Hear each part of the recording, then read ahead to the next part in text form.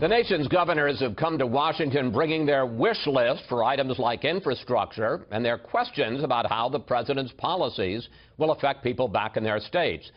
Joining me now, Wisconsin Governor Scott Walker, chair of the Republican Governors Association, and Virginia Governor Terry Mcauliffe, a Democrat and chair of the National Governors Association. Gentlemen, welcome back to Fox News Sunday. Thanks for having us. Let's start big. President Trump's first month in office. Governor Mcauliffe, how's he doing? Not great for Virginia, I can tell you, as the governor of the Commonwealth. Not happy about the federal hiring freeze. Very concerned about health care. Could cost literally hundreds of thousands of Virginians their health care. Very concerned. Very concerned about the travel ban. I've been very vocal on that. And concerned about what ICE officers are now doing, randomly stopping people in the Commonwealth. All right, we're going to dig down into a few of those in a minute. Governor Walker, big picture. You had lunch with the president yesterday at the White House. What did you talk about? Health care. You know, it's a concern we all have. I mean, we as governors, we want personalized, patient-centered health care that treats people not like a number, but like a human being. And I think that's a common sense that we want, and certainly something the president talked and was very interested in. As I came back, in fact, Terry and I and others were listening to his Secretary of Health and Human Services. I'm hopeful we'll have a plan that goes beyond repeal and gets to a replace and reform plan that helps all the people in Wisconsin, Virginia, everywhere else.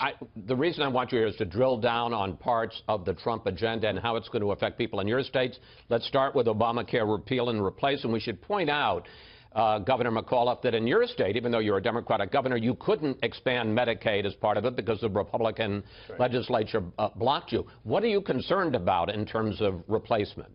Well, first of all, in Virginia, we did not do it. We have forfeited $7.9 billion, Chris. I could have had 400,000 individuals get health care, could have created 30,000 new jobs. But my concern going forward is if we just eliminate the ACA, it costs the Virginia budget $200 million per year. I lose $157 million pharmaceutical reimbursements right off the bat. So I'm very concerned about how we do this going forward.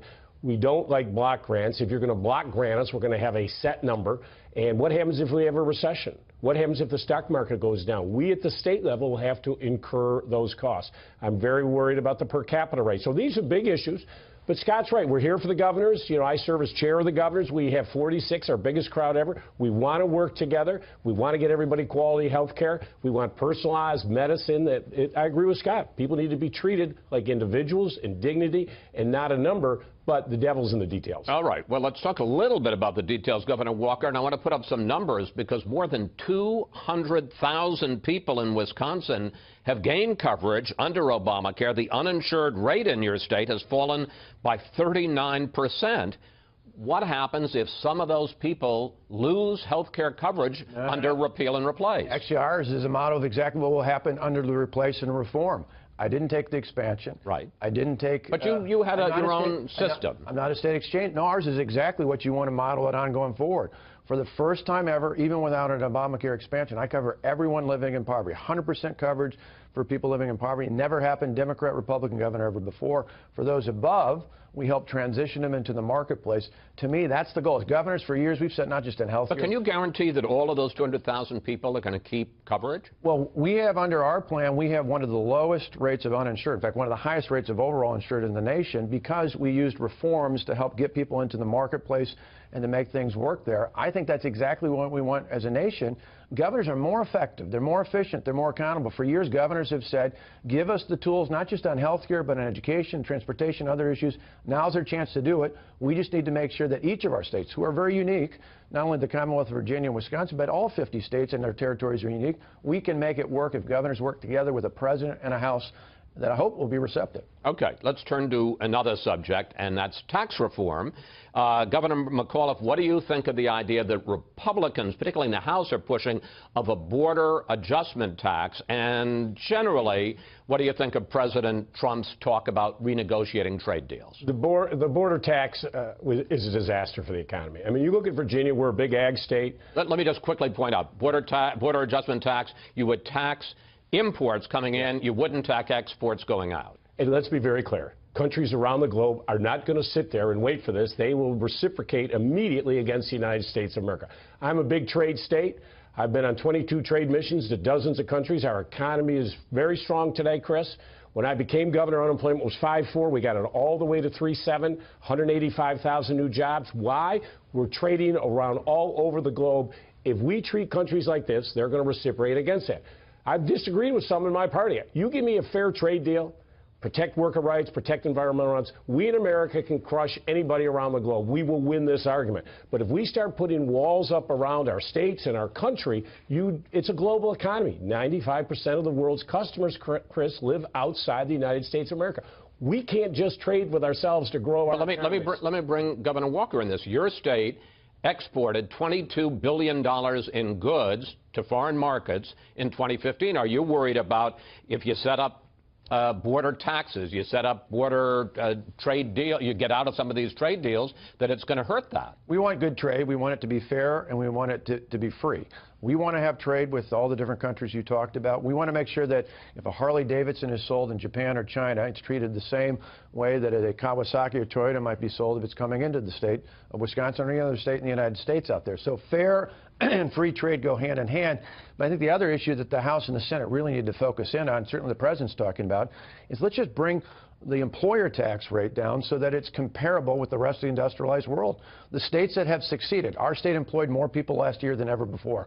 Why? Because we got government out of the way, we lowered the tax burden. In fact, by the time my budget's done, in 8 years we have cut taxes by more than $8 billion. Let me ask Mcauliffe about that. I mean, wouldn't lowering corporate tax rates and making them more competitive with the rest of the world be a good idea? Oh, do I think we need tax reform? Absolutely. The more we can reform taxes, put more money into people's pockets so they can spend more, is by far the single biggest stimulant we can do for our economy today. We definitely, let's bring back this overseas money, repatriate this money that's overseas. Let's bring it back to America. We got to make it attractive to the individuals and the CEOs and the shareholders to bring the money back. But of course we ought to do that. And this is my point. These are the big issues that I wish President Trump would focus on. He ran on jobs. Right now in Virginia, he's hurting me on jobs. Let's go back to focus on what we do in Virginia every day, growing it and diversifying our economy into cybersecurity, solar, all the renewable energies, biotech. That's how you grow economies. 4.25 million workers in Virginia, the most ever. I want to move on to another subject. Governor Walker, you opposed candidate Trump's Muslim ban during the campaign.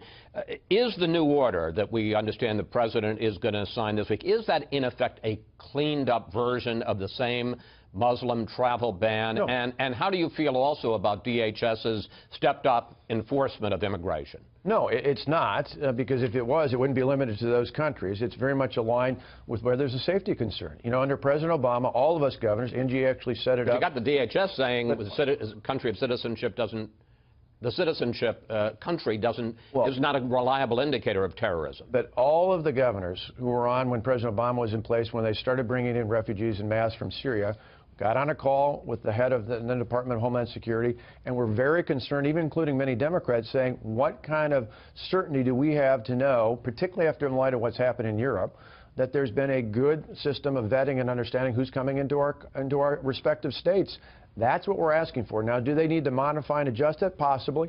But going forward, if the objective is to make sure that safety is paramount, and that's really what we're all about. At the local, state, and federal level, more than anything else, we're responsible to our citizens for the safety of our fellow citizens. That's what it should be about. It shouldn't be about religion. Shouldn't be about anything else. It should ultimately be about safety. Governor Mcauliffe, first of all, is this travel order, is it about religion? And secondly, your thoughts about stepped-up deportations.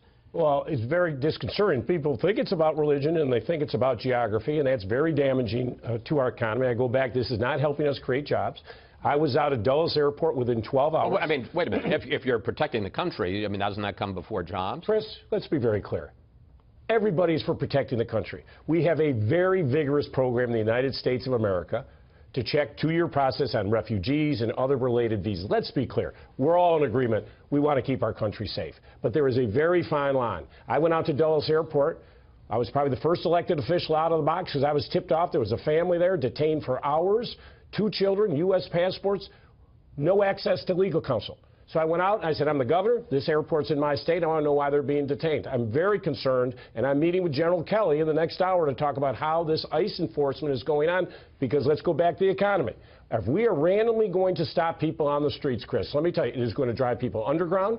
They're not going to seek health care. They're not going to work with law enforcement. 32.5% of the economy in Northern Virginia, small business, is by foreign-owned businesses. We are scaring people.